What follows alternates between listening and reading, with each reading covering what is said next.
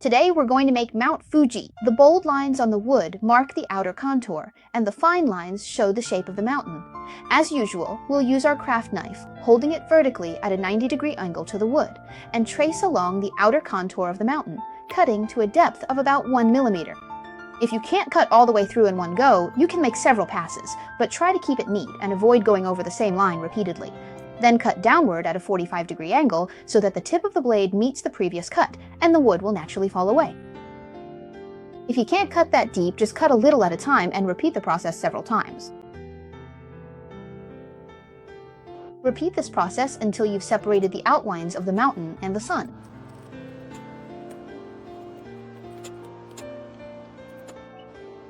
Use the same method for the sun.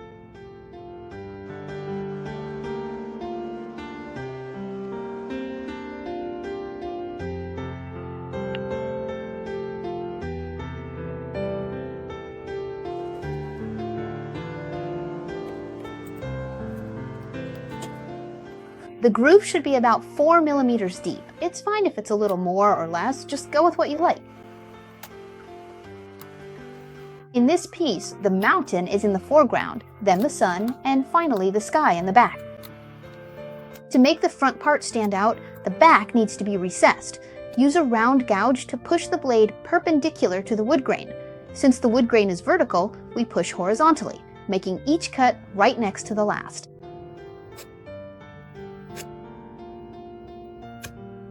Carve out the entire sky to a depth of about 4 millimeters.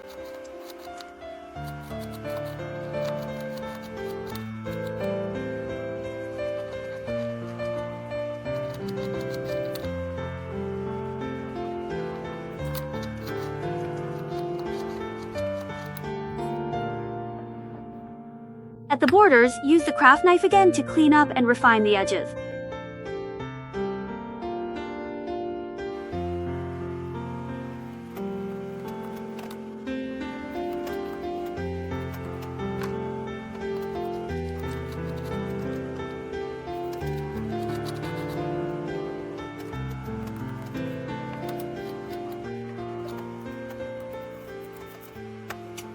The sun also needs to be a bit lower. Carve it down 2 to 3 millimeters using the same method. You can use a lighter touch when carving the sun. Create some texture differences compared to the sky in the background.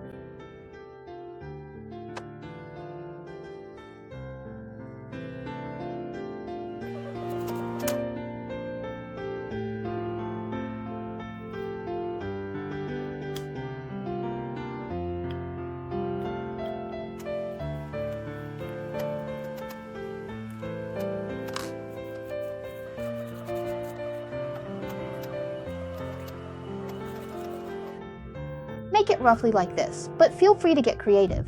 This isn't a math problem. There's no single right answer. Next, let's work on the texture of the mountains.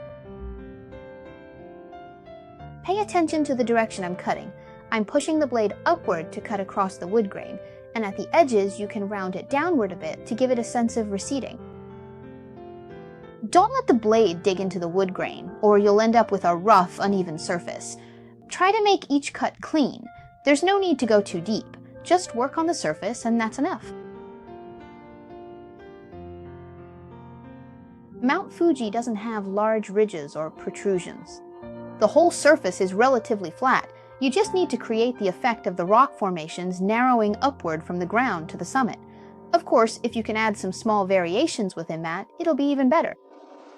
We've drawn some lines to show the changes, and you can follow them if you like, but there's no need to be restricted by them. Just go with your instincts.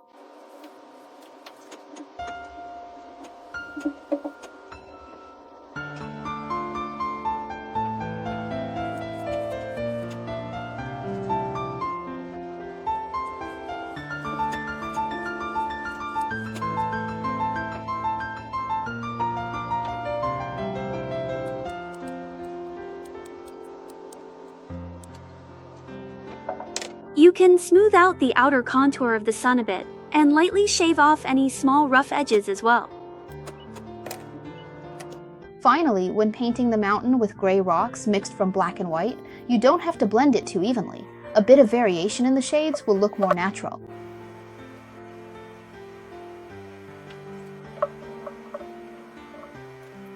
And don't forget the edges.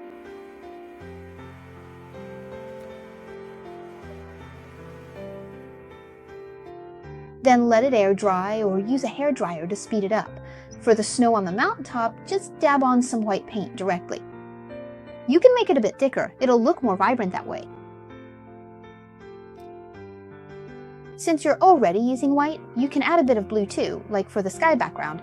Again, don't worry about blending it too evenly. If you use more white, it becomes clouds.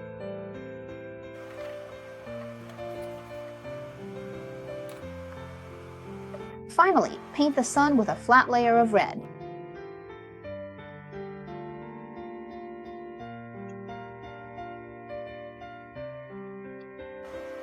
Use some glue to stick it to the back of your wooden board.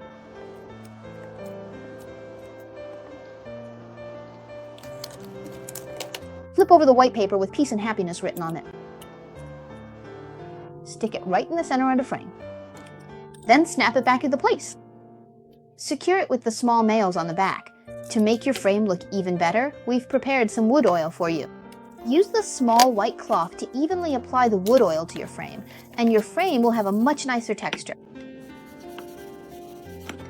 Congratulations on finishing this Mount Fuji wood-carved mini photo frame!